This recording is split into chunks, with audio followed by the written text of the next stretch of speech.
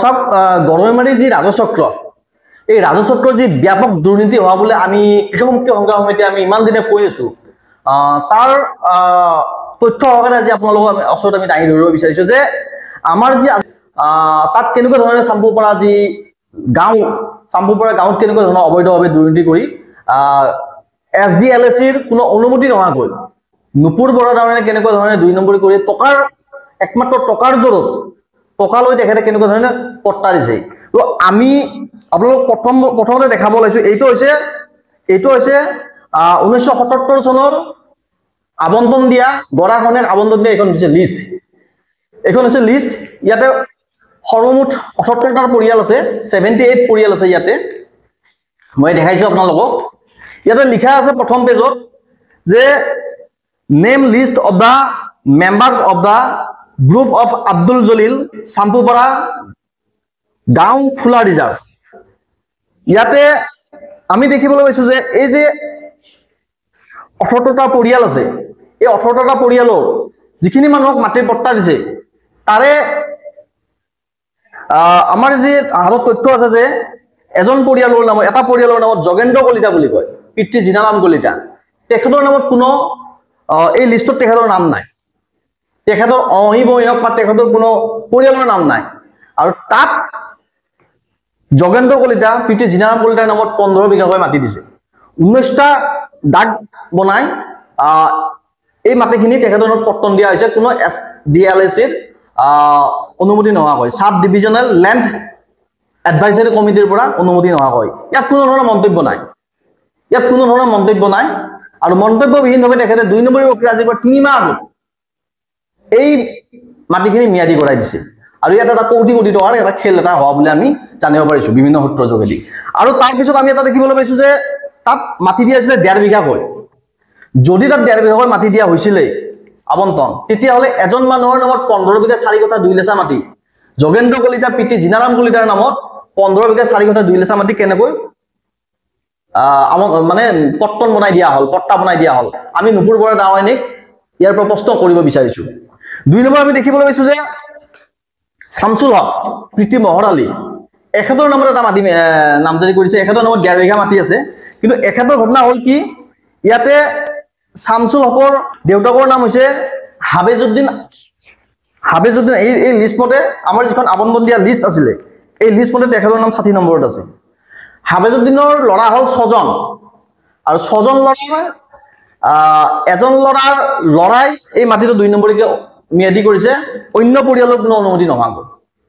এই মাটিখিনি কোনো অনুমতি নোহোৱাকৈ বাকী কেইটা পৰিয়ালৰ সদস্যৰ পৰা অনুমতি নোহোৱাকৈ তাত মাটিখিনি ম্যাদী কৰা হৈছে। তাত আছে শামছুল হক আৰু শাহজাহান আলী, এখেতৰ দেউতাক হল মহৰ আলী, এখেত হল হাফিজুদ্দিনৰ নাতি হয়, শামছুল হক আৰু শাহজাহান আলী। তো তাৰ পাছত আহিছে সোনাউল্লাহ পিতৃ ইয়াকুব আলী, এইটো হৈছে 2 বিঘা ইয়াতে পট্টন দিছে, ইয়াতে 2 বিঘা। কিন্তু আমি প্ৰথমতে প্ৰশ্ন কৰিছো যে 1.5 বিঘাকৈ যিহেতু আবণ্টন দিয়া হৈছিলে, তাত 2 বিঘা মাটি ক'ৰ পৰা আহিলে এটা পৰিয়ালৰ নামত, বা 15 বিঘা 4 কঠা মাটি কেনেকৈ আহিব পাৰিলে? আমি এই কথাবিলাক ক'ব বিচাৰিছো। আমি ক'ব বিচাৰিছো যে ইয়াতে এটা আছে খুদেজা খাতুনৰ নামত 2 বিঘা মাটি দিছে পট্টন। তো এইটো এটা ডাঙৰ এটা কেলেংকাৰী। আৰু ইয়াতে সম্পূৰ্ণৰূপে আমি ক'ব বিচাৰিছো যে ইয়াতে গোটেই সিস্টেম জড়িত হোৱা বুলি আমি ক'ব বিচাৰিছো। কিয়নো আৰু আমাৰ তথ্য আছে, আৰু এই তথ্য মতে আমি ক'ব বিচাৰিছো যে আমাৰ যি হাছৰি প্ৰি চিনিয়ৰ মাদ্ৰাছা নামত মাটি আছিলে 4 বিঘা, সৰ্বমুঠ মাটি আছিলে আপোনাৰ 5 বিঘা 4 কঠা 19 লেচা মাটি আছিলে। 5 বিঘা 4 কঠা 19 লেচা মাটি সম্পূৰ্ণ অবৈধ প্ৰক্ৰিয়াৰে নুপুৰ বৰা ডাঙৰীয়ানীয়ে হাছৰি অঞ্চলৰে ব্যক্তি ছেকেণ্ডাৰ আলী আৰু আব্দুল হকৰ নামত উঠাই দিছিলে এই মাটিখিনি। এই মাটিখিনি সম্পূৰ্ণৰূপে আমি আমাৰ তথ্য থকা মতে, আমি জানিব পৰা মতে, আমি শুনিব পাৰিছো যে ইয়াত 8 লাখ টকা এটা লৈ পেলাই ছেকেণ্ডাৰ আলী আৰু আব্দুল হকৰ পৰা 8 লাখ টকা লৈ তেখেতে এই শিক্ষানুষ্ঠান এখনৰ মাটি তেখেতে ছেকেণ্ডাৰ আলী আৰু আব্দুল হকৰ নামত উঠাই দিছিলে নুপুৰ বৰা চক্ৰবিষয়া নুপুৰ বৰা ডাঙৰীয়ানী। তাৰপিছত এই ক্ষেত্ৰত হাঁচৰি যি প্ৰি চিনিয়ৰ মাদ্ৰাছা, হাঁচৰি প্ৰি চিনিয়ৰ মাদ্ৰাছা আমাৰ যিখন কমিটি থাকে গভৰ্ণিং কমিটি, এই কমিটিখনে সভাপতি আৰু সম্পাদক এইখন সভাপতিৰ কমপ্লেইন কৰিছিলে চক্ৰ বিষয়াৰ তাত নুপুৰ বৰা নামৰ তাত, আৰু এইখন সম্পাদকে কৰিছিলে। সভাপতি ছাইজুদ্দিন আহমেদ আৰু সম্পাদক আমিৰ হুছেইনে যেতিয়া কমপ্লেইন কৰিলে তেতিয়া আকৌ মাটিখিনি ছেকেণ্ডাৰ আলী আৰু আব্দুল হকৰ পৰা কৰ্তন কৰি তেখেতে এনেকুৱা ধৰণে থৈ দিছে মাটিটো, কোনো নামত থোৱা নাই, কেৱল মাত্ৰ বেকেটৰ মাজত সোমাই থৈ দিছে যে ইয়াত এনেকুৱা ধৰণৰ এতিয়ালৈকে আমি কোনো মাটি দেখা নাই, এনেকুৱা বেকেটৰ ভিতৰত সোমাই থৈ দিছে। এইটো সম্পূৰ্ণ ব্ৰেকেট, ইয়াত কোনো নাম নাই। আৰু আমি জানিব বিচাৰো যে এই যে 8 লাখ টকা লৈছে, 8 লাখ টকাটো এতিয়ালৈকে ঘূৰাই দিয়া নাই। আৰু চক্ৰ বিষয়া ডাউৰিয়ানী নুপুৰ বৰাই যেতিয়া ইয়াৰ পৰা ট্ৰেন্সফাৰ লৈ গুচি যাব তেতিয়া আকৌ এই মাটিখিনি ছেকেণ্ডাৰ আলী আৰু আব্দুল হকৰ নামত উঠাই দিব বুলি তেখেতে জনোৱা বুলি আমি আমাৰ চৰ্চৰ পৰা আমি জানিব পাৰিছো। তাৰপিছত আমাৰ এইটো তথ্য আছে যে ইয়াৰ পাছতো আৰু এইটো হৈছে এটা তথ্য যে আমাৰ গৰমেৰী ৰাজচক্ৰৰ 5 গুণী লাটত এইটো মাটি আছিলে সালাম আলী, তাৰপিছত এইফালে আছে আপোনাৰ মালাম আলী আৰু চান মহম্মদ আলী। এই মাটিডোখৰ ইয়াতে মাটি আছে আপোনাৰ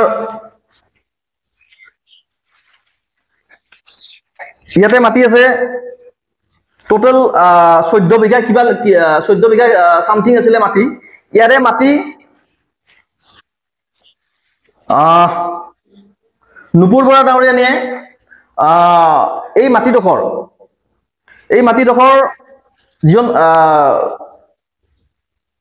মাটিৰ মালিক সালাম আলীয়ে অভিযোগ দিছিলে যে এই মাটিডোখৰ যাতে কেতিয়াও কিনা বিকা নহয়, কিনা বিকা নোহোৱাৰ কাৰণে তেখেতে অভিযোগ দিয়াৰ পাছতো তেখেতে এপ্লিকেশ্যন দিছিলে যে এই মাটিডোখৰ যাতে কাৰো নামত নামজাৰি কৰি নিদিয়ে, কাৰো নামত যাতে কিনা বিকা নহয় কেতিয়াও।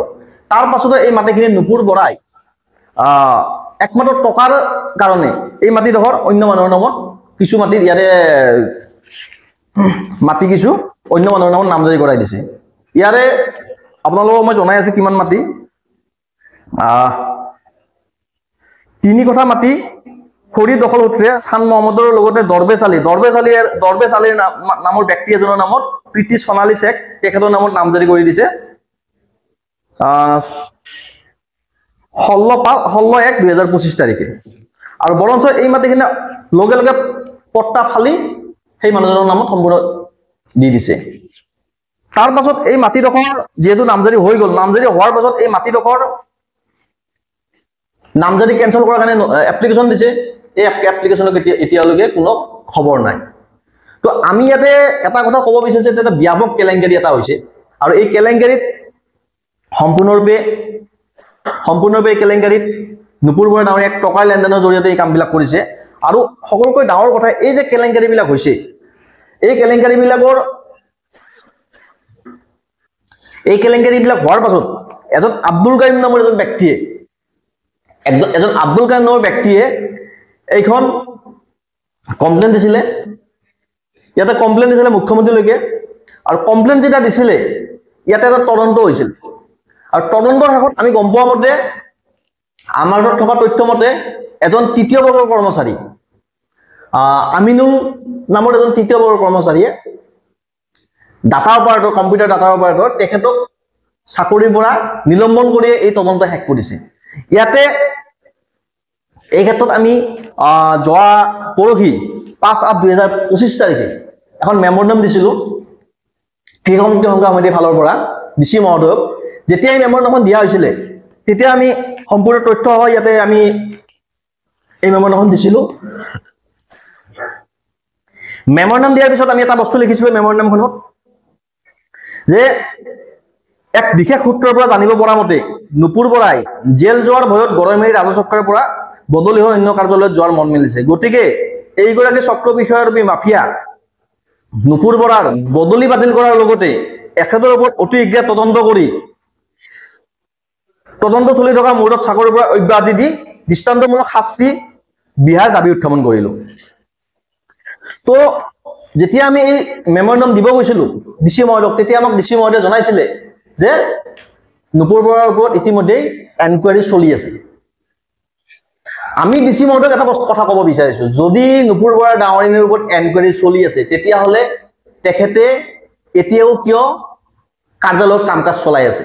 কেনেকৈ চলাই থাকিব পাৰিলে? ইমান বৃহৎ কেলেংকাৰী কৰাৰ পাছতো, কোটি কোটি টকাৰ কেলেংকাৰী কৰাৰ পাছতো তেখেতে কেনেকৈ চলাই থাকিব পাৰিলে কাম কাজ? চক্ৰ বিষয়া নুপুৰ বৰাই গড়মাৰী কাৰ্যালয়ত কেনেকৈ, গড়মাৰী ৰাজচক্ৰৰ কাৰ্যালয়ত কেনেকৈ কাম কাজ চলাই থাকিব পাৰিলে? ইয়াতে আমি ক'ব বিচাৰিছো যে ডিচি মহোদয়ে কিবা টকাৰ লেনদেন কৰিছে নেকি? তেখেতে টকাৰ বিনিময়ত তেখেতৰ স্বাৰ্থত তেখেতে কাম কৰি আছে নেকি? নুপুৰ বৰা ডাঙৰীয়াক তেখেতে টকাৰ বিনিময়ত তেখেতক সংগ দিছে নেকি? আমি প্ৰশ্ন কৰিব বিচাৰিছো ডিচি মহোদয়ক।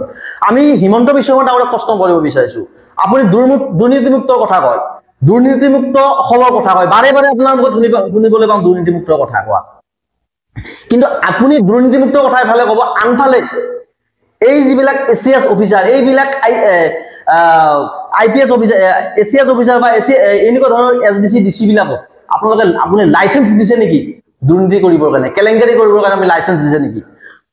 তো যদি হিমন্ত বিশ্ব শৰ্মা ডাঙৰীয়াই এই ক্ষেত্ৰত যদি কোনো তেখেতৰ টকাৰ লেনদেন হোৱা নাই, তেতিয়াহ'লে আমি ভাবিম যে, আমি আশা কৰিম যে তেখেতে নিশ্চিতভাৱে নুপুৰ বৰা ডাঙৰীয়াক চাকৰিৰ পৰা অব্যাহতি দি, চাকৰিৰ পৰা কিছুদিনৰ কাৰণে অব্যাহতি দি তদন্ত কৰিব বুলি আমি ডিচি মহোদয়ৰ লগতে মুখ্যমন্ত্ৰী ডাঙৰীয়াৰ ওচৰত আমি আশাবাদী। কিন্তু যদি সঁচাকৈ টকাৰ লেনদেন হৈছে তেতিয়াহ'লে আমি নিশ্চিতভাৱে ইয়াৰ পৰা যাতে আমি অঞ্চলবাসীয়ে বা আমি যে দুৰ্নীতি যে কেতিয়াও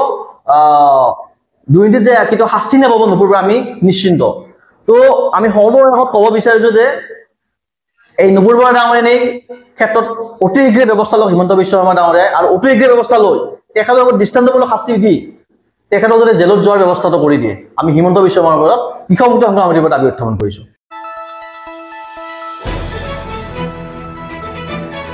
দ্য নিউজলেণ্ডছ, অবিৰত তথ্যানুসন্ধান, আপোনাৰ সেৱাত খবৰ সন্ধান। দ্য নিউজলেণ্ড।